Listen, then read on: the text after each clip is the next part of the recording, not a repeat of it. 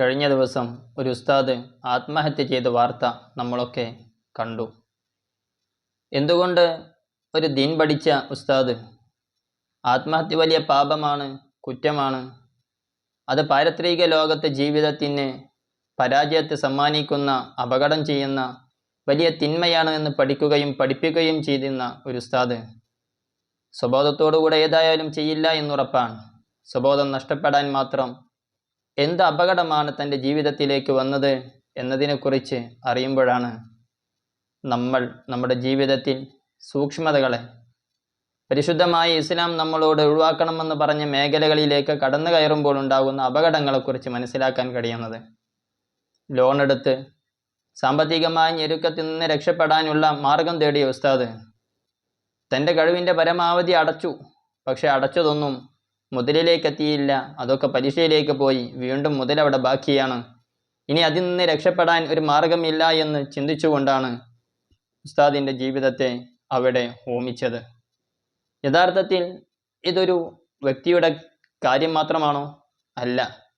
സമൂഹത്തിൽ എത്രയോ ആളുകൾ ഇതുപോലെ അപകടങ്ങളിൽ ചെന്ന് ചാടി ജീവിതങ്ങളെ നശിപ്പിച്ചവരുണ്ട്.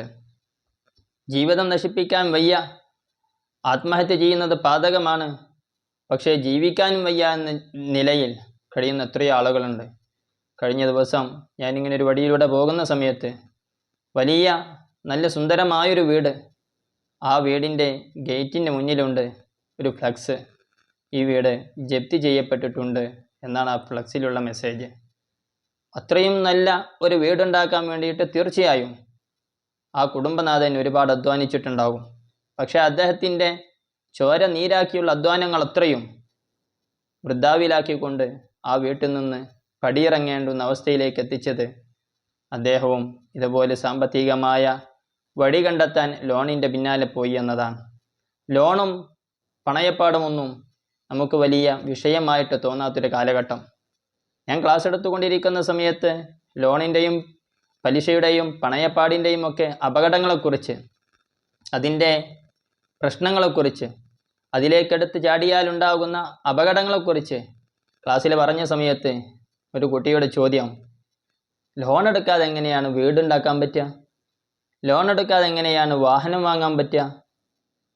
അഥവാ തനിക്കൊരു വീടുണ്ടാക്കണമെങ്കിൽ, ഒരു വാഹനം വാങ്ങണമെങ്കിൽ, എന്തെങ്കിലുമൊക്കെ സ്പെഷ്യലായിട്ട് ഒരു സാമ്പത്തികമായ ചെലവുണ്ടാകുന്ന ഒരു വിഷയത്തിലേക്ക് എനിക്ക് ഇറങ്ങിപ്പുറപ്പെടണമെങ്കിൽ ലോൺ എടുക്കാതെ സാധ്യമല്ല എന്ന് ചിന്തിക്കുന്ന ഒരു തലമുറയാണ് വളർന്നു വരുന്നത്.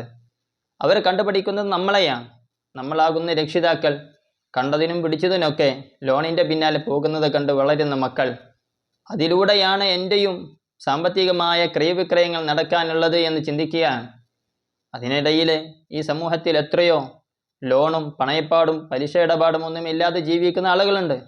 ഇക്കാലഘട്ടത്തിൽ അങ്ങനെ ജീവിക്കാൻ സാധ്യമല്ല എന്നൊന്നും നമുക്ക് പറയാൻ പറ്റില്ല. സാധിക്കും, അങ്ങനെ ജീവിക്കുന്നവർ എമ്പാടുമുണ്ട്. പക്ഷേ അതിനല്പം ശ്രദ്ധ വേണമെന്ന് മാത്രം. അല്ലാഹു സുബ്ഹാനഹു വ തആല നമുക്ക് തന്നതിൽ പൊരുത്തപ്പെട്ട് ജീവിക്കാൻ കഴിയണം. നമ്മുടെ കയ്യിലൊന്നുമില്ല, എന്നാൽ അടിച്ചു പൊളിച്ച് ജീവിക്കണമെങ്കിൽ അല്പമൊക്കെ പണം വേണം. അതിനുള്ളൊരു മാർഗമായിട്ട് നമ്മൾ പണയപ്പാടിൻ്റെയും ലോണിൻ്റെയും ഒക്കെ പിന്നാലെ പോയാൽ അത് നമ്മുടെ ജീവിതങ്ങളെ നശിപ്പിക്കുന്നതാണ്. ഖനാഅത്ത്, ഉള്ളതുകൊണ്ട് തൃപ്തിപ്പെട്ട് ജീവിക്കാനുള്ള ഒരു മനസ്സ് അല്ലാഹു സുബ്ഹാനഹു വ തആല നമുക്ക് തരുന്നത് ഹലാലായ മാർഗത്തിലൂടെ സമ്പാദിച്ചെടുക്കാൻ നമ്മൾ പരിശ്രമിക്കണം. അത് അള്ളാഹുവിൻ്റെ പൊരുത്തത്തിലായിട്ട് ചിലവഴിക്കാൻ നമുക്ക് കഴിയണം. കാരണം നമ്മൾ സമ്പാദിച്ചതും നമ്മൾ വിനിയോഗിക്കുന്നതും നാളെ റബ്ബിൻ്റെ മുന്നിൽ മറുപടി പറയേണ്ടുന്ന വിഷയങ്ങളാണ് എന്ന ബോധ്യം നമുക്ക് സദാസമയം ഉണ്ടായിക്കൊണ്ടിരിക്കണം. അതിന് അല്ലാഹു സുബ്ഹാനഹു വ തആല നമുക്ക് തന്നതിൽ പൊരുത്തപ്പെട്ട് അവൻ്റെ പ്രീതിയിലായി, അവൻ്റെ ഇഷ്ടത്തിലായി നമ്മളങ്ങനെ ചിലവഴിച്ച് ജീവിക്കുമ്പോൾ നമ്മുടെ ജീവിതത്തിൽ വിശാലത വരും. അല്ലാഹു സുബ്ഹാനഹു വ തആലയോട് നിരന്തരം ചോദിച്ചു കൊണ്ടിരിക്കുക, നമുക്ക് ആവശ്യമുള്ളത് ഞെരുക്കങ്ങൾ നീങ്ങിക്കിട്ടാൻ, നമ്മുടെ ജീവിതത്തിലേക്ക് വിശാലത ലഭിക്കാൻ ഒക്കെ പടച്ച റബ്ബിനോട് നമ്മൾ ചോദിച്ചു കൊണ്ടിരിക്കുക. അപ്പോൾ നമ്മുടെ ജീവിതത്തിലേക്ക് അള്ളാഹു തന്നുകൊണ്ടിരിക്കും. അള്ളാഹു തന്നതിൽ നല്ല നന്ദിയുള്ളവരായി ജീവിക്കുകയും ചെയ്യുക. ലഇൻ ശകർത്തും ലഅസീദന്നക്കും. അള്ളാഹു തന്നതിൽ നമ്മൾ നന്ദി ചെയ്ത് ജീവിക്കുമ്പോൾ നമുക്ക് അള്ളാഹു അതിൽ വർധനവിനെ തരും. അള്ളാഹു അതിനെ വീണ്ടും വീണ്ടും ഉന്നതമാക്കി തരും. അങ്ങനെ ജീവിക്കുമ്പോൾ നമുക്ക് ഞെരുക്കങ്ങളിൽ നിന്ന് രക്ഷപ്പെടാൻ പറ്റും.